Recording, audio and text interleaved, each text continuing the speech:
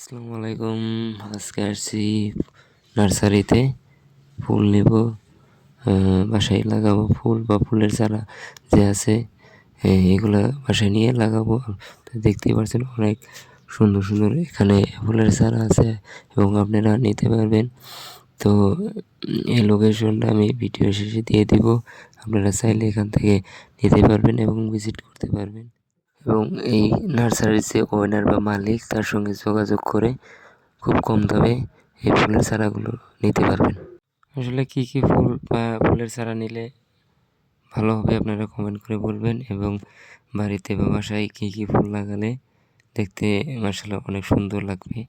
তো এখন এই নার্সারিটা ভালো করে দেখাবো এবং আপনারা দেখতে থাকুন। বিভিন্ন ধরনের ফুলের চারা আছে।